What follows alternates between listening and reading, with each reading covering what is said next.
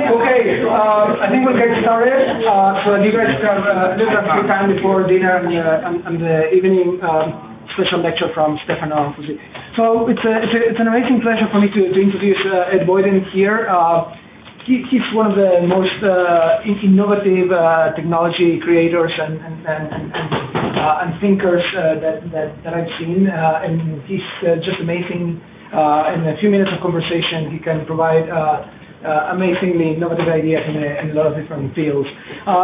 Particularly, he's well known for sort of changing the world of neuroscience by developing optogenetics and radically changing our ability to interrogate neural circuits at unprecedented resolution. So he's going to tell us today about a lot of the different ideas and techniques that he's been developing. And then I truly think that a lot of these technologies that he's been pioneering can really push the frontiers in terms of starting to ask questions about computation and intelligence, testing models and also developing models that are really informed by biology in ways that people could not have even imagined, not even in science fiction textbooks a decade ago. So it's a great pleasure again to introduce Ed here. All right. Thank you. Well, thanks for that kind introduction, and thanks for the chance to come and talk about kind of technologies that we and others are developing to try to help map some of these circuits. And by map, I mean more than just looking at the anatomy. A phrase we kind of started to kick around is something map computations and try to figure out what elements of a circuit link together to produce some kind of output, either behavioral, motor, or some kind of internal representation that is stored in memory or otherwise used. And over the course of the last few years, we've heard about a lot of different tools already. I've heard about, of course, electrodes that use several of these studies to record fast electrical pulses that neurons are producing. We've heard about non-invasive ways of imaging the human brain, either using, kinetic activities on neurons themselves or functional MRI coupled with blood flow. There's so many buttons. One laser pointer. Okay, good. And then, of course, there's ways that you can try to perturb the brain. And so one question that's sort of interesting is, what's next? Where do we go if we really want to map these circuits in the sense that we can understand, ideally at a level which allows us to replicate it in some kind of computational framework on a computer, the kinds of dynamics that would generate something that we would all agree is intelligence. So part of the problem with technology development, and you could argue this has been sort of fundamental in the last decade or so, new kinds of technologies have been proposed and sometimes developed, or rarely they succeed, is how do you deal with the vast differences in scale that you need in order to comprehend the brain? So the brain, of course, circuits can extend over many centimeters, or down a spinal cord, you have some neurons that are a meter length. And yet, of course, if you zoom into the brain, the connections and the branches of cells and so on are organized with nanoscale precision. Right? The single synapses are hundreds of nanometers wide, and they're connected with extreme three-dimensional precision. So we're talking about a spatial scale that, depending on how you count, is 10 to the 7th or 10 to the 9th dynamic range. You have to have a certain level of precision, and yet you have to be able to achieve that precision over an enormous scale, at least if you're talking about anatomy at the molecular level. And the time dynamics are no less daunting. If you want to deal with something like memory or development or how circuits wire up so they can produce intelligent behavior, you're talking about years. And yet, as we all know, the sort of functional building blocks of neural communications occur with millisecond time scale precision. Synaptic events where you release chemicals from one cell to another, and the electrical pulses that occur as well. And so here we are talking about perhaps a billion-fold dynamic range of which you might have to understand. So the only way to deal with this, of course, is to build technologies that can achieve some degree of this dynamic range, but also you have to decide what you want to ignore. And so currently, there's some abstraction layers that many of us, I think, have assumed, rightly or wrongly, in our quest to understand how neural circuits compute. And one, of course, is, by the name neural circuits even, is something that we all, I think, implicitly are thinking about. It is that neurons are sort of discrete building blocks of circuits. So maybe within a cubic millimeter of brain tissue, you have 100,000 neurons, and between them, something like a billion connections. And these neurons require these electrical potentials, these action potentials, are communicating with each other. And so that's one level of abstraction which many of us in neuroscience have decided to focus on, at least for the time being.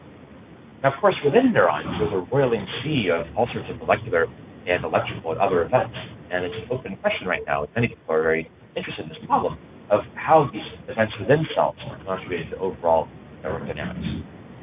So, one of the things that we've learned, I think, in the first century of modern neuroscience is that it's always dangerous to make assumptions. On the other hand, one tries to look at every molecule in their brain in the human brain dynamics, one will every experiment. So there's a lot of things that we need to know, I think, if we really want to understand how these brain circuits are computing. Ideally, we would have a parts list of the brain, a list of the cell types and their properties. Ideally, we'd know the wiring diagrams, how they're connected. That would definitely help. We'd be able to record activity throughout entire neural circuits in order to understand how information flows, or sensation, integrating with motion, memory, or other kinds of internal information, or some kind of behavior output.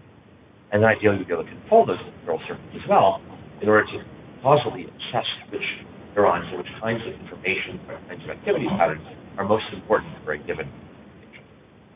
So what we do, and what we're trying, and many of our lab members who've gone on to start their own groups are also doing, is we're trying to sort of do principle-driven neuroengineering design. Start with the properties of the brain, work backwards from those, physical, chemical, and so on, serving all of engineering, mechanical, electrical, computation, chemical, and protein, and so on, and then develop technologies that allow us to map, forward, control, and someday, so I want to talk about a couple of technologies on these different kinds of problems that are kind of a little bit on the new side and where they might be going in the future. The first thing I want to talk about is something that we already briefly alluded to, which is that a lot of us are exploring neural circuits as circuits made out of neurons. Of course, within a neuron, many different kinds of computational processes may be occurring. Single neurons can also be very powerful. This is from a paper that came out several years ago from another group. Howland and Brecht published this paper. And what they did is they stimulated a single neuron in the rat brain. And what they found is that they could train animals. If they stimulated a neuron, whenever the animal felt the stimulation, it would lick a little spout, it would get some water as a reward. What they found was that rats could learn to lick in response to the stimulation of single neurons in their brains.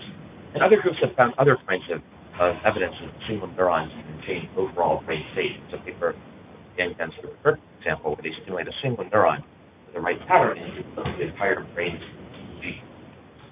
So what that means is that single neurons are so powerful, we do have to pay some attention to what's going on within them. Are those single neurons computing spiking outputs that in some circumstances can be enormously powerful? Now, one of the methods that has been very powerful over the years has been patch method. You bring a glass microneedle or pipette up to a cell, and you apply the dissection. And if you do it just right, you can actually break into the cell. That is, you form a connection between the inside of the glass tube and the inside of the cell. And now you can have this connected to an amplifier, which goes to a computer, and now you can do all sorts of interesting things. So, for example, you record the synaptic event resolution, the kinds of things that are happening within that cell, what inputs it's getting from its upstream particles.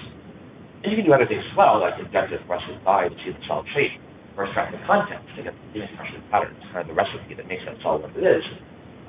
But I would argue that one of the most pressing needs is to sort of figure out how cells are generating their active outputs that control other cells in the circuit. Now, patch clamping, vivo, has been around for a while, but it's really hard to do. And maybe only a handful routinely, previously to 2012, when we developed the technology I'm going to tell you about, did awake animal patch clamp recordings during behaviors or cognitively relevant tasks. So we teamed up with a group at Georgia Tech, a chorus group, a joint grad student, Tapaza John Bernaya, was working across our groups, and we decided to build a robot that could automatically do this procedure. And it turns out the robot's pretty trivial. It's really a motor that lowers the glass microfiber type of the brain. But what was hard was the computational analysis of when to stop the needle, that is, right before you hit a cell, and also how to control it so we got good root So we spent most of our time figuring out the algorithm. The first thing we tried to do was to figure out how humans did it. Humans, of course, have been doing patch clip recording for over 30 years since its invention in the late 1970s. It turns out that humans are really smart, and our robots couldn't do that. So we had to think sort of from scratch about how a machine might robustly be able to deal with the complexity of this. So what we did was we lowered a glass micropipette to the brain, we moved a fluid plant to tip. We're also playing back square wave voltage pulses and measuring the current that goes through. That is, a measure of the electrical impedance. That's not new. What was new was we did a time series analysis. So as we lowered these last microimplants into the brain, step by step, micron by micron, we're measuring the electrical impedance, basically how much of this current gets blockaded as you approach a cell over many consecutive steps. And what we found, we did such a step-by-step analysis, is that we could actually predict when we were going to hit a cell, very high accuracy, current instantiations often exceeding for well-prepared surgeries 60 to 80% success of getting a passive recording of the cell.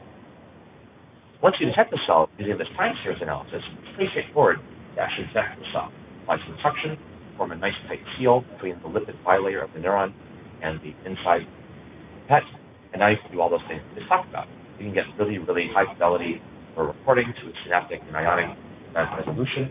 And of course, you can do other things too, like inject, if you so choose, fluorescent dye into the cell so you can see the shape, and you can also harvest it.